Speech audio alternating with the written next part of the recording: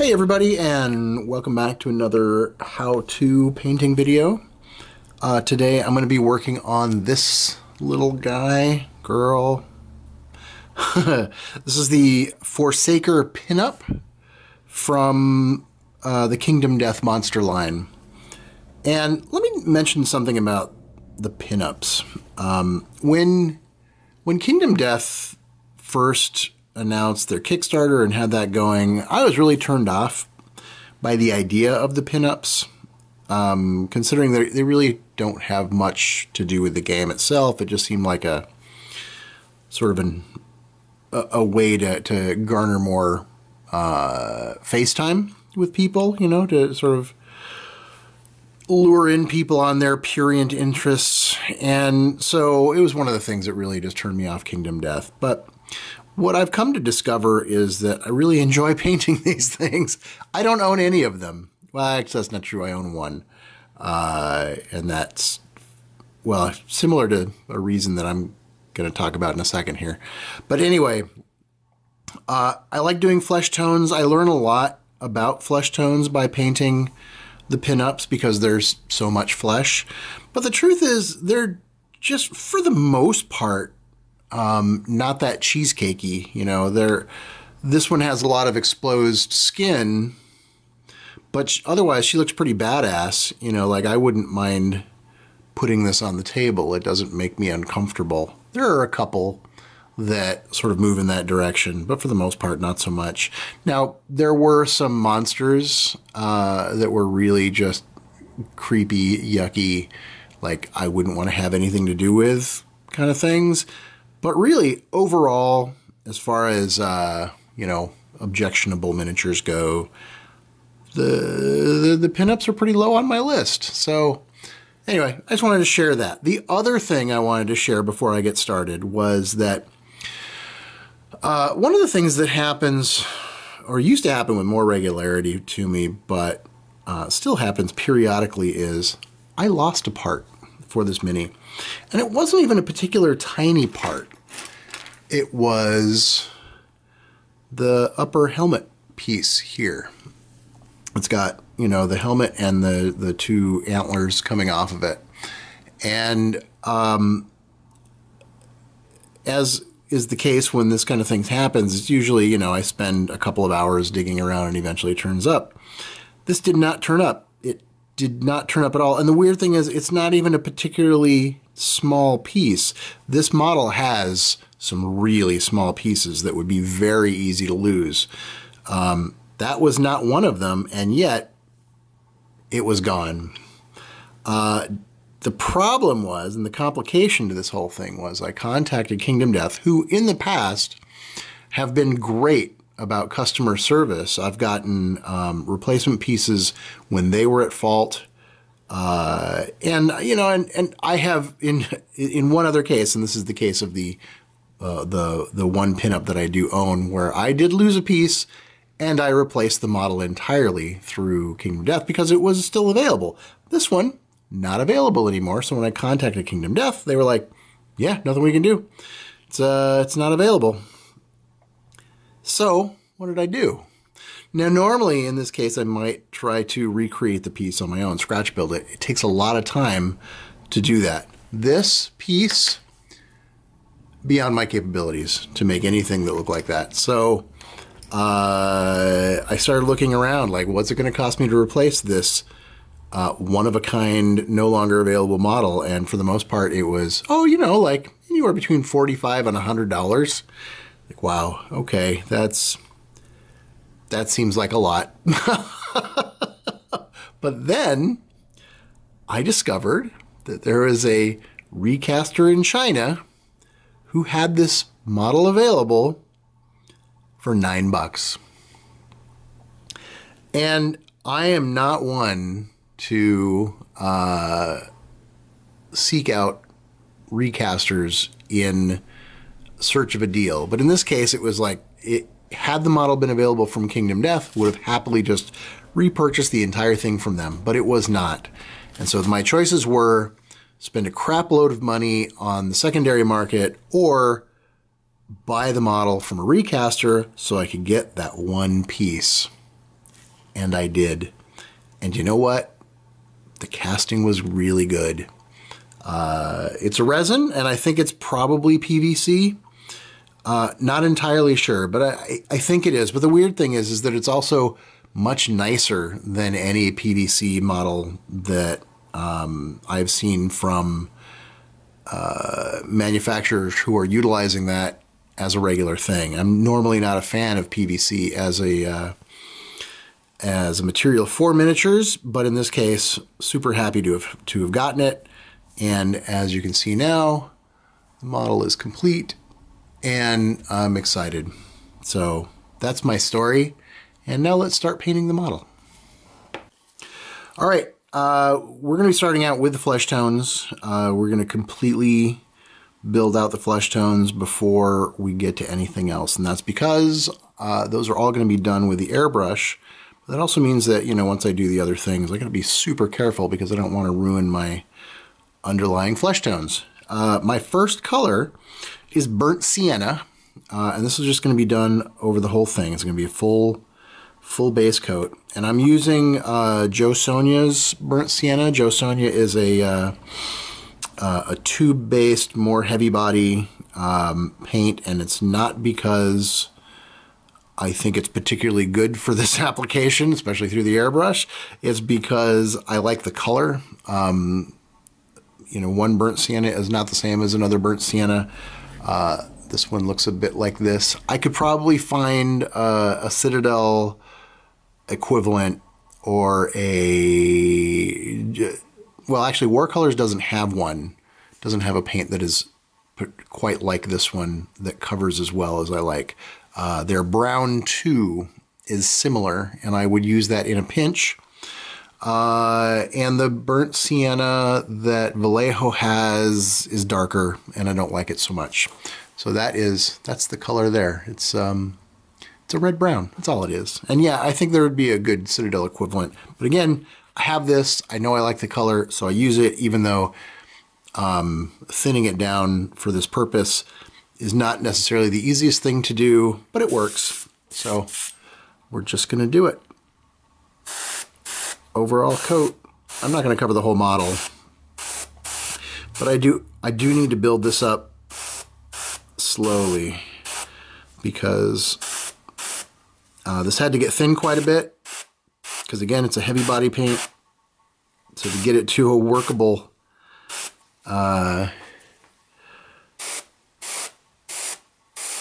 consistency for the airbrush, it needed to be fairly thin. And it's really hard to get a consistent mix with it too, because there's no like, oh, this is going to need so many drops, because it just gloops out of that tube. So that's why I'm not giving you a ratio. This is more like, this is my standard, roughly the consistency of paint that I use, which other people will say, oh, it's like skim milk, which I think is completely wrong and way too thin. And anyway, it's the kind of thing when you see it, and you'll get there eventually. If you're new to the airbrush, you get to know your paints and their consistencies and what they should look like when they're well mixed. Every paint's a little bit different.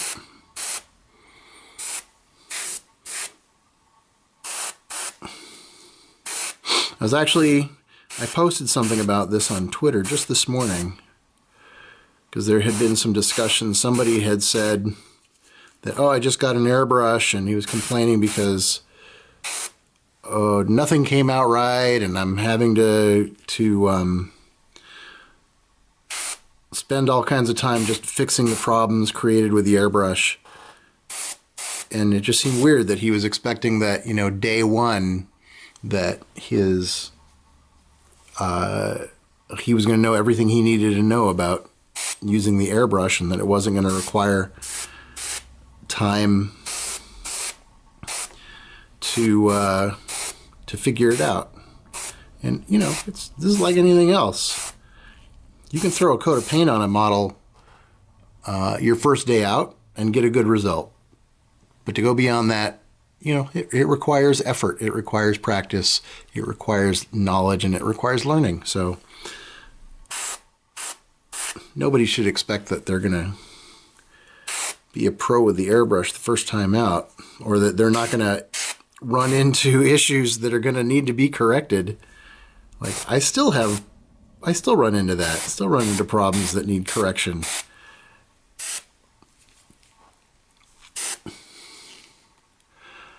Okay. I think that's got everything. Pretty sure. A little more on the hand.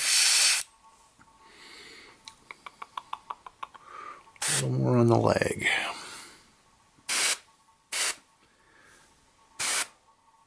There, that's good. Almost looks like milk chocolate. I like it. All right, so I'm gonna let that dry. I think I can squeeze a little work out of the hair dryer before it bursts into flames.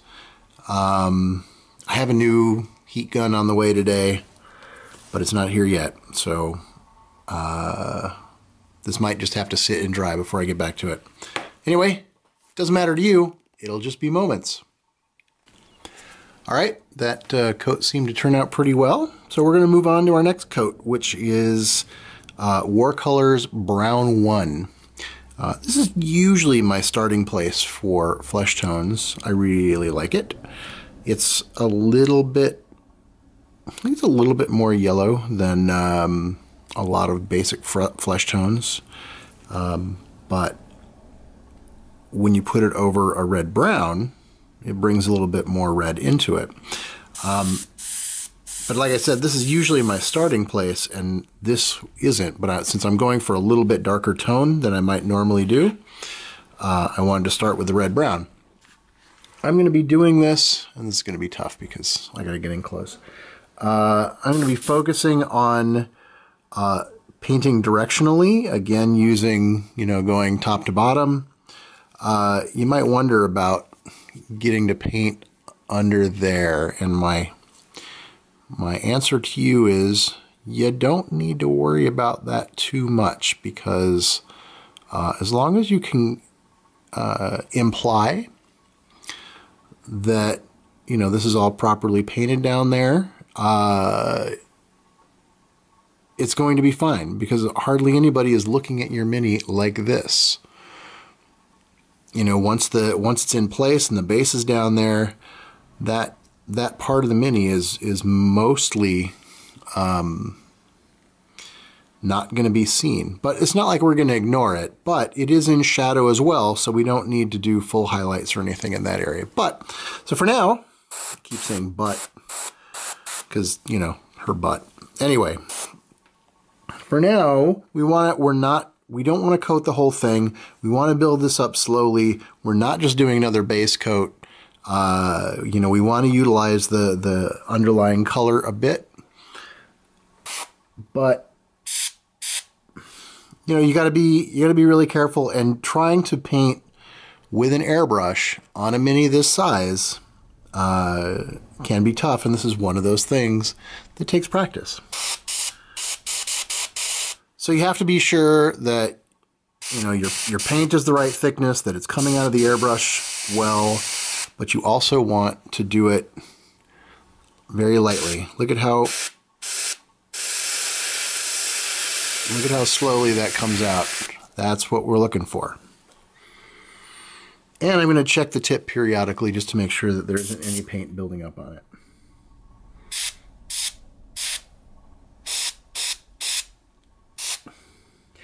This is not, just so you know, this is not an ideal mini for showing you the benefits of the airbrush, because there is so much other stuff on top of the flesh tones, but it's still fine. It'll still work.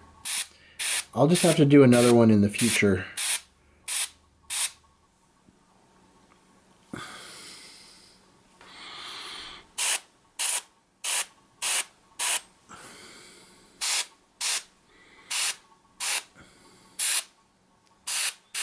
And by focusing on painting in this direction, we are utilizing the overall shape of the model to provide natural shadows. There are some times when you're just going to have to, move around to get paint where you want it to go. But as long as you're mostly focused on painting in a more directional fashion, you'll get a really nice effect.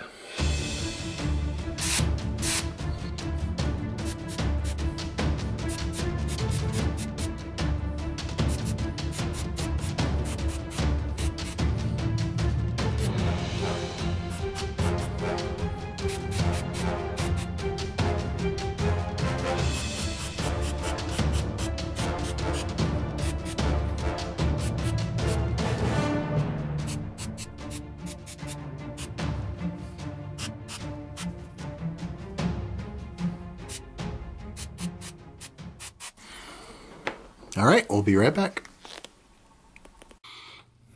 Okay, next layer here, we're going to be using a 50-50 mix of Watercolors Flesh 4 and Watercolors Flesh 3. 3 is actually a good, on its own, is usually a pretty good highlight over Brown 1. It's essentially a lighter version of Brown 1. But by mixing it with Flesh 4, I bring some more red into it. So that's what I was looking for. And this is a fairly normal thing. Now, the other thing I did, since I am going to be wanting to be really focused about where I'm putting this color, because it's really a highlight color, I cleaned my airbrush pretty thoroughly. Not on the outside, but the needle and the tip. I wanted to make sure that the paint was going to be flowing very, very smoothly, and it is important to have it clean to make sure that that's going to happen. Let's see.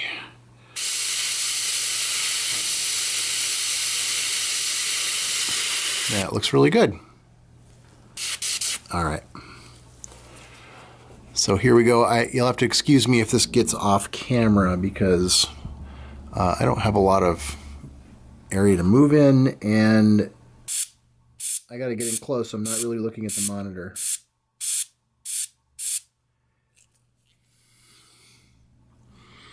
I'll try to glance up more often to make sure I don't get out of frame.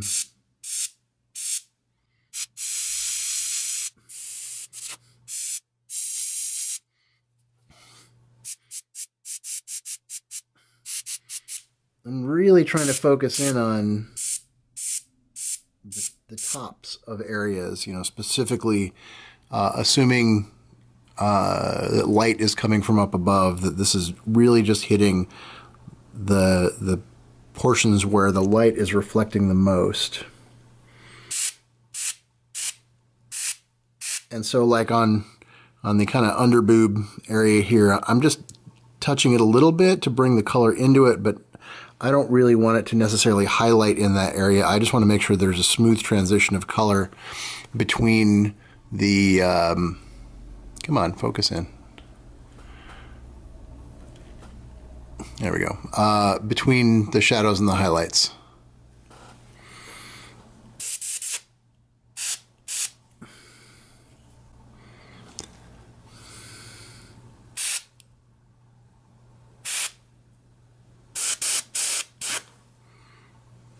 I think I'm getting a little tip dry here.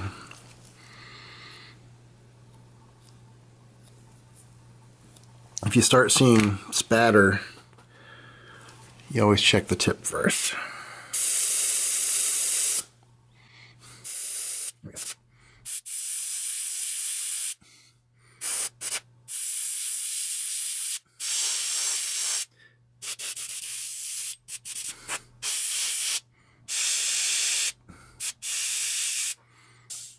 When you get to the stage, it can sometimes be hard to see if the airbrush is doing anything, which is why I periodically go off to the side and make sure I can see paint coming through. And it gives you a sense of where you need to be on your trigger in order for the paint to show up. So you kind of know where that sweet spot is, so that you know not to go too far and spray paint all over the place.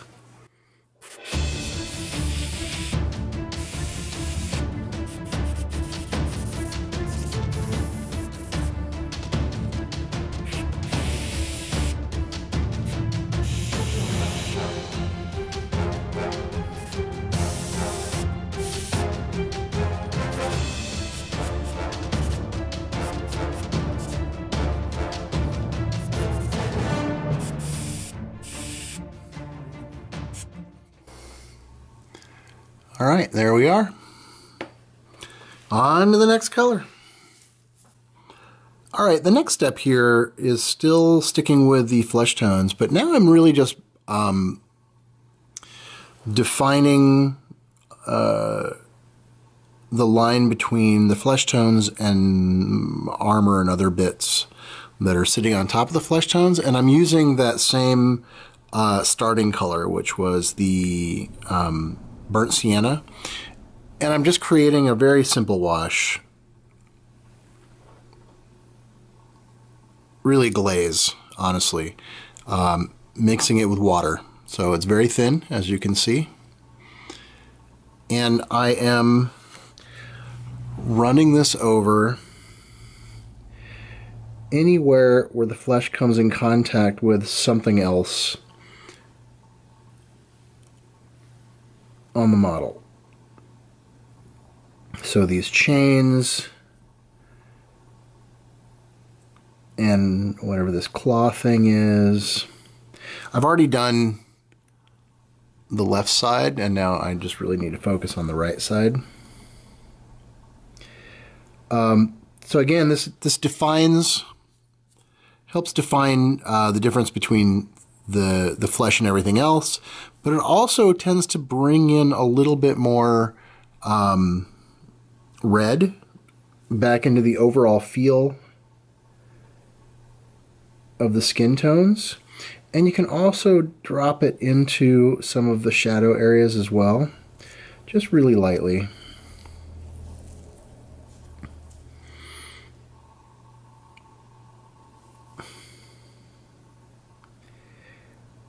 Into the belly button there. Can you see that? Yeah, good. Sometimes I'll do this with the, what you call it, the Reichland Flesh Shade. That works pretty well for it as well. The only thing I don't like about it is that it doesn't want to inherently sort of blend out on its own, whereas this, you know, creating this glaze, you generally don't have to worry about getting too hard a line where you don't want one. So down here at the boots,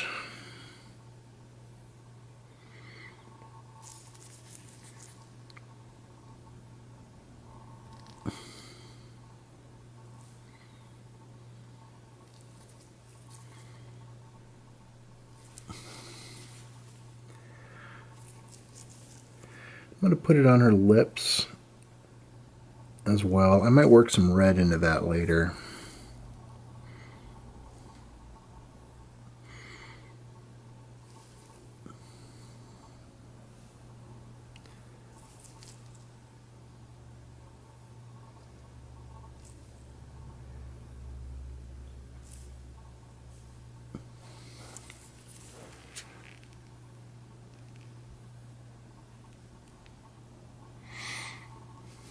So I'm just going to take a look at it a little closer off camera. I think I'm pretty much done with this step, but I just want to make sure, and then I'll be back. So the next step is really sort of a preparatory step, and I'm just going to let you know that I'm doing it rather than showing it to you because it's pretty straightforward. I'm actually just going to go through and paint almost everything that isn't flesh black, and that's because most of what's going to be on here is pretty dark, and I want to have a consistent base coat to build up from, whereas if I try to paint over the flesh tones that are on those areas, it might not end up, I might not get the result that I'm looking for. So I know that if I block that all out in black, that I have a nice consistent base to work from. So that's what I'm going to do, and then I'll be right back. And this will actually take a little bit of time because I got to be really careful. So I'd really kind of like to be able to get the figure mount into the base now. I'm getting tired of having it just on the pins. So I'm going to go ahead and finish the base because I don't think I'm going to do anything to the figure now that will affect the base. So I'm I mixed up a little. This is War Colors Warm Gray 3, and this will be my base for the faces. And this is a custom resin bit, that little insert. This is not the regular faces that come with these models.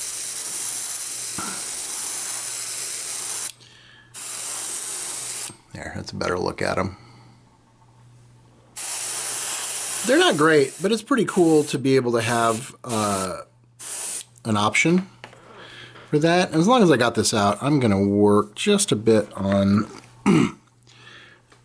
on her cape. As you can see, all the black is pretty much all the black is pretty much in place.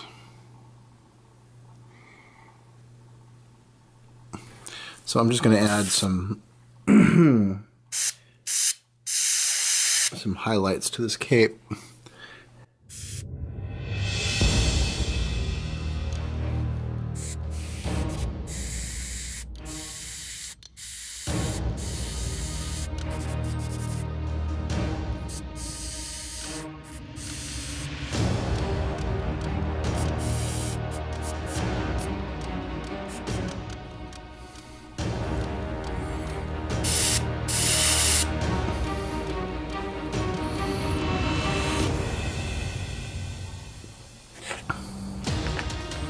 All right, be back momentarily.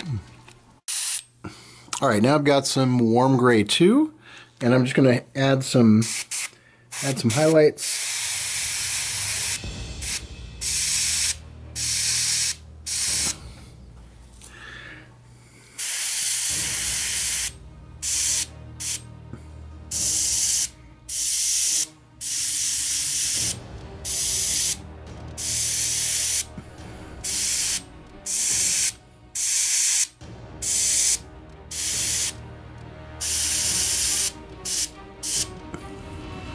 Mostly concentrating on foreheads, cheeks, and chins.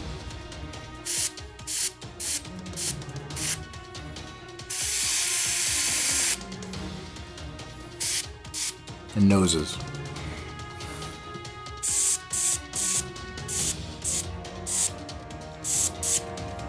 By the way, if you're getting in really close and you want to be able to aim better, if you remove the crown tip, it allows you to see exactly where the needle's pointing, and you can get better targeting.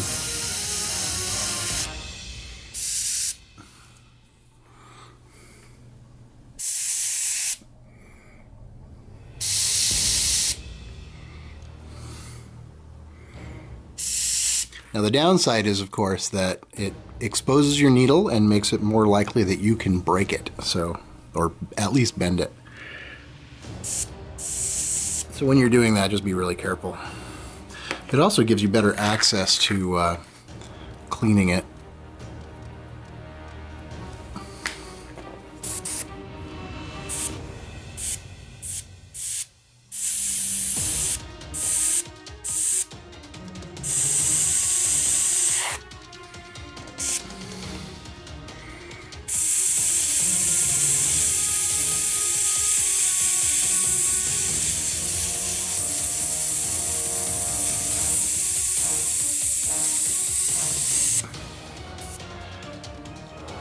All right. Next step, when that dries. All right, now that I have the figure on a base and a nice holder, this is from ultrabattles.nl. I had intended to review this and may still in the future, but here's the short version. This is a wonderful miniature holder, real simple to use. And if you're in the US, you probably want to avoid buying it because it's really expensive. Not the piece itself, but the shipping is sort of stupidly expensive. So, yeah, so that's the review in a nutshell. Anyway, so most of what's left here, not all of it, but most of what's left here is armor and chains and the sword, but a lot of metallic colors, but very dark metallic colors. I try to follow at least the intent of the artwork, the concept art for the piece. But in many cases, you know, you can kind of interpret it in different ways. But in this case, I'm going to go with it, tend towards a darker metallic. Now, for armor and stuff, I like Lead Belcher from Citadel, but I'm not going to do that this time. I'm actually going to be starting with metallic black silver from War Colors because, I don't know, if I'm going darker, it's a good place to start. And it's an interesting and different color. So I'm going to do a little bit on camera, but as this is, you know, boring work, I'm just going to do enough here so that you can kind of see what it looks like, because I do like this color. It's almost like an iron.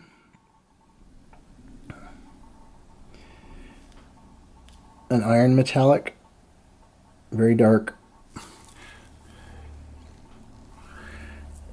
And then when it dries, it'll look even better.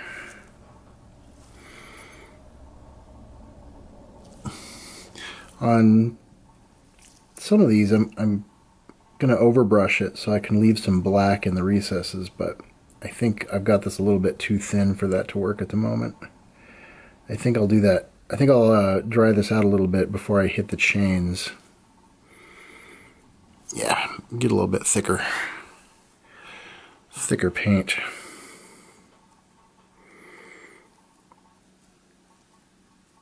There we go. All right, we all lined up there?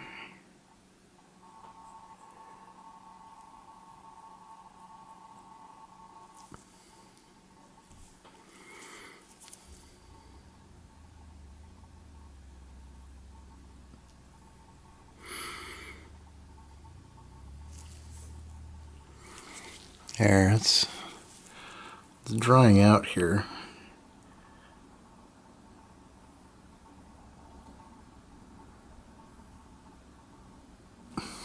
Like most of the things from War Colors, it took me a little while before I really understood their metallics, but once I did, I really kind of fell in love with them.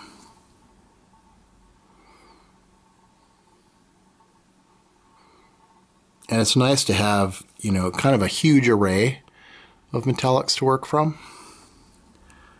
They're not all winners, but I have used most of the colors at least once.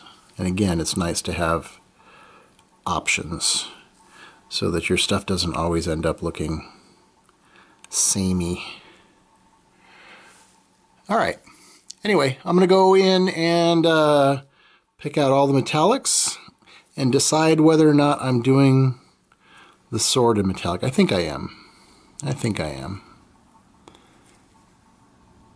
All right, I'll be back. So now you can see it's all metallicized. Now I'm going to go through and put some Nuln Oil on top. This is really going to darken it down. So I'm going to try not to put it on too thick. I'm going to spread it around some.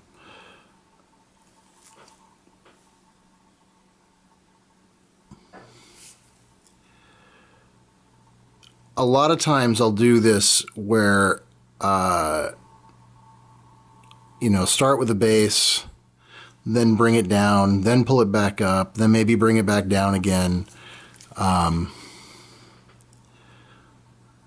You could think of it as the Chumbawamba. It gets knocked down, then it gets up again. You're never going to keep it down. You know, it's going to do some tub thumping.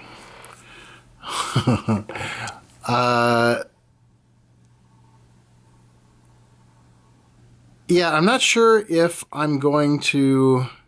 it kind of is going to depend on how I like this where it is after the Nuln Oil dries, as to whether I just come back in with the black silver, or if I maybe just go straight to highlighting with maybe some lead belcher. It just depends, and I gotta see this complete and dry before I make that decision. So I'm gonna go finish this up and then we'll make that decision. I have decided that I'm going to do some very light dry brushing with lead belcher. I've got this white nylon brush, which are my favorite kinds of brushes for doing this kind of dry brushing. This one's a little bit big. I wouldn't mind having something smaller and flatter, but this should do well. But I really want to make sure I get most of the paint off of the brush, because I really, what I mainly want to do is just pop out the details a little bit. I don't really want to lighten the metallic color very much.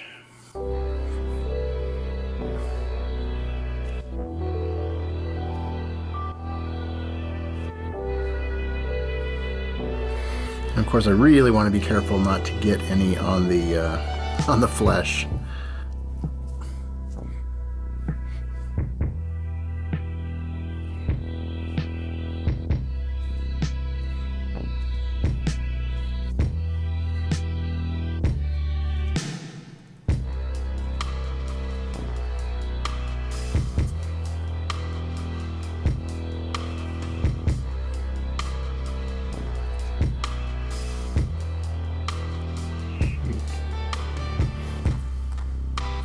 Alright, I'm going to do the rest of this off camera. Alright, so let's have a look at the metal. Pretty happy with it overall. Might go back in a little later with either some burnt sienna or maybe a brown, maybe like a burnt umber, to just do a little bit more with it. But for now, I'm happy with it. I'm going to work on her helmet. And in the picture, it is very light, almost ivory. I'm going to use Watercolors Warm Gray 3, 2, and 1 to get a similar effect. And I'm going to start with 3 here.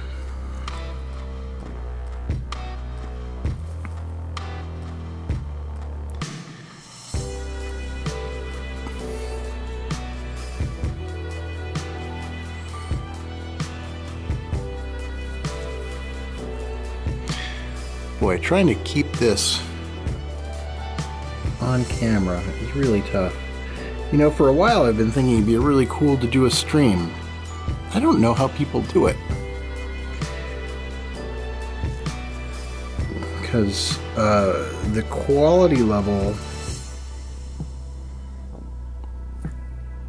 would certainly drop if I'm not able to put some of this stuff in my face, and I think that's just the fault of my terrible eyes.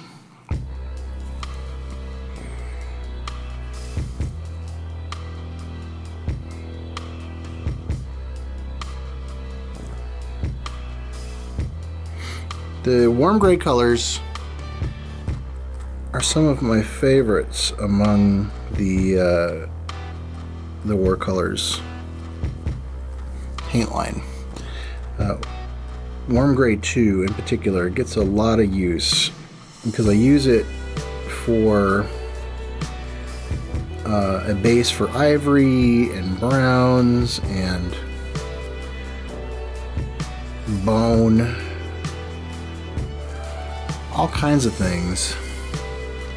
It's a really good place to start.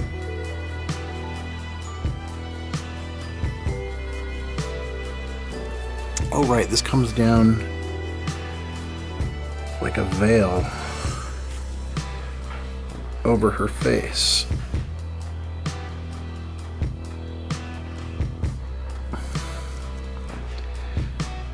It has all of the flesh tone in there. I almost forgot. Oh, I don't know if you noticed, but I blocked in her hair with some of that burnt sienna after I finished doing the lead belcher.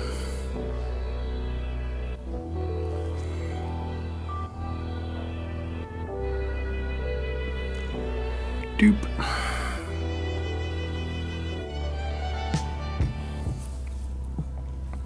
Okay, so that's my base coat. 2 and 1 are significantly, steps lighter than this. I'm also going to, let's use 2 right now on the antlers.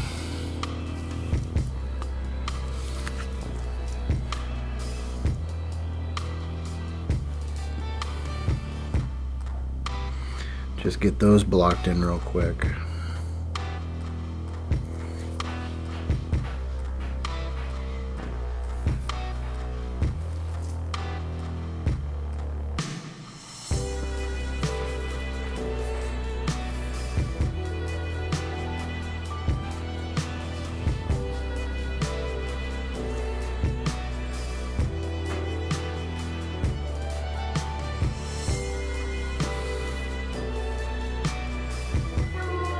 And then I'll come back. So I just wanted to show you where we were coming with the helmet. I've already worked in the warm gray 2 on the left and right here. Haven't done it on top. Been deciding what to do about the antlers, and I think what I'm going to go with is some Seraphim Sepia and then Agrax Earthshade. It's a nice combination. But, just wanted to show you where we were at before I moved on, because again, very hard to do this on camera. So, back in a bit. Alright, so helmet looks pretty good. Really just touched it with the warm gray 1 to get it to really kind of pop. And now I've mixed a little bit of orange 2, that's Warcolor's orange 2, with some of that burnt sienna.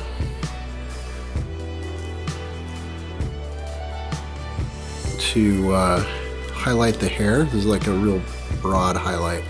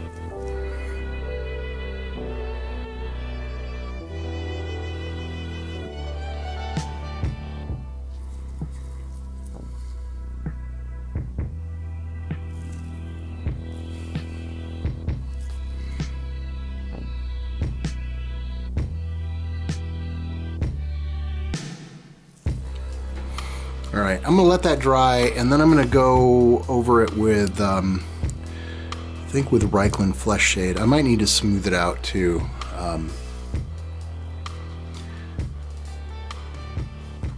The color's a little transparent, so it's going to need a couple of coats. So I'll be back. All right, so I like the hair. It's not a color I do very often. I do like it when I can sort of break out of my norms and do something a little different, but that seems to be a nice kind of auburn brown hair. At this point, I think my next step is going to be to work some Agrax Earthshade into the kind of the depressions of all of the armor bits. It's just a touch. I'm not washing it in. I'm actually just brushing it right into the crevices. I want to leave the majority of the metal the way it is, but I kind of want to bring in a little bit of dirt, if you will, to the recesses. So this isn't a wash, it's really more of a glaze, and I'm really trying to focus just in the recesses, just touching areas here and there to break up the silveriness and add a little brown and a little warmth.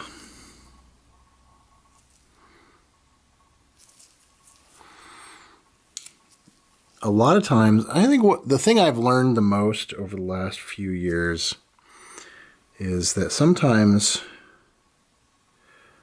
the things you do the least make the most difference.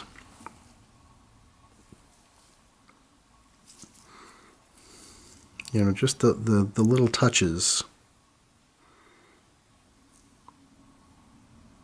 are sometimes really impactful, and you don't need to immediately be able to see the thing that you're doing. You know, if I lay this in and it's like, oh, it doesn't seem like I did anything. Well, don't worry, you did. There is something there, and don't immediately go in and try to fix it because you think there's not enough yet. Just move on to another area and keep moving around, and then, you know, stop and take a look and see if you like it overall before you go back over those areas and try to do more. Because it's really easy to do too much. And maybe, even if you don't see a big change when you're looking really close, you'll see the overall effect when you look from a distance.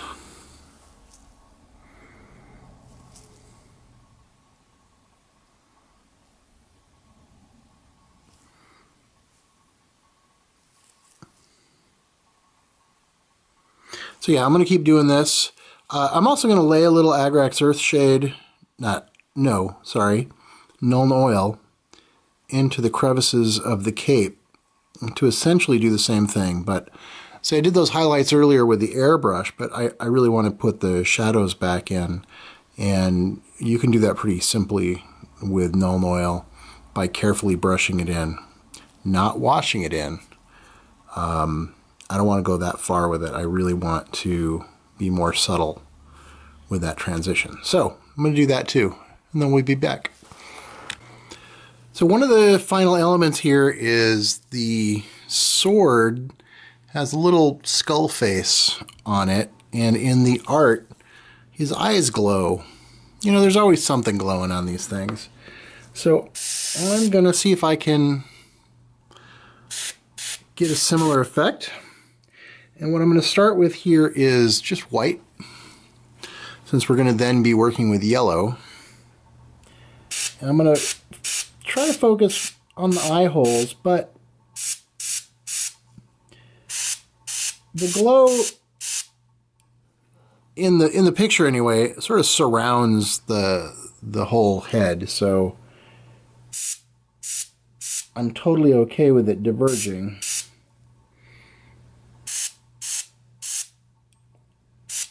All right, so that serves as sort of a base for the yellow that we're going to put in. The yellow we're going to be using is Watercolors Yellow 5. Pretty much a deep yellow.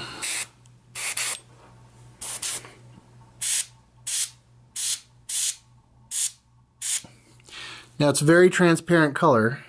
It's not the most transparent of their line, but it is pretty transparent. So it'll cover the white really well.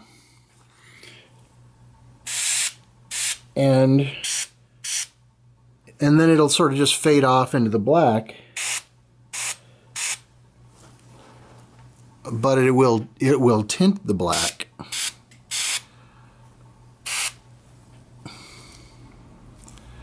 And I think that looks okay.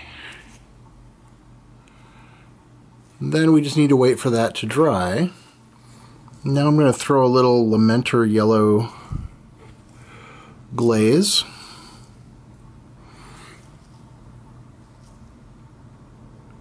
Over that. And it'll really richen this yellow a little bit. Enrichen. Something like that.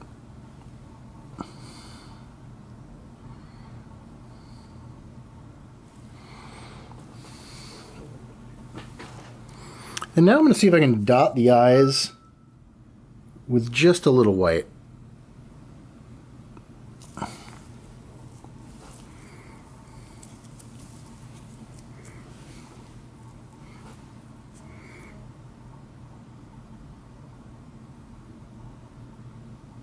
That's a little much, but maybe we can do something with that.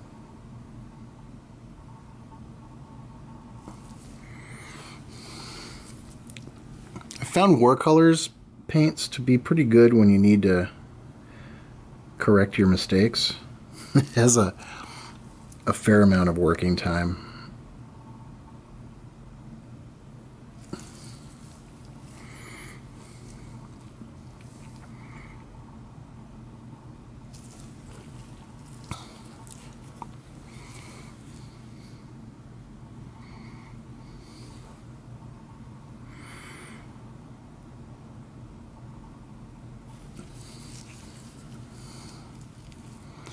Alright, so what I'm going to do now is I'm going to let that dry. I know it looks a little goofy right now. I'm going to let it dry, but then I'm going to go back over it with the yellow 5. So it'll bring it back down. Actually, I still have some in the airbrush.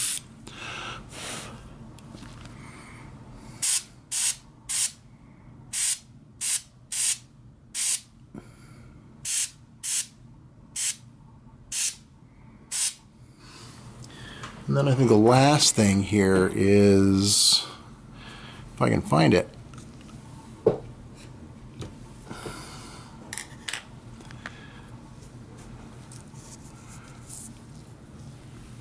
there it is.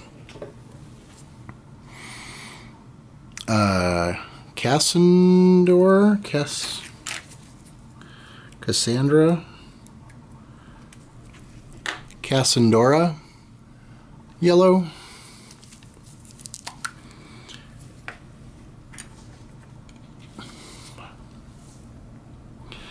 And I'm going to put this on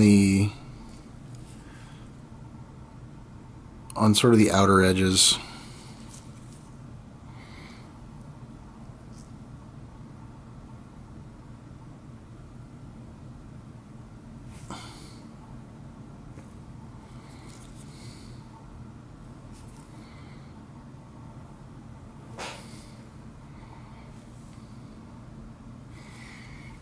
All right, and there it is. I'm just going to go back and do some touch-up, but for the most part, this is done. And so I'll take some pictures and we'll show that to you.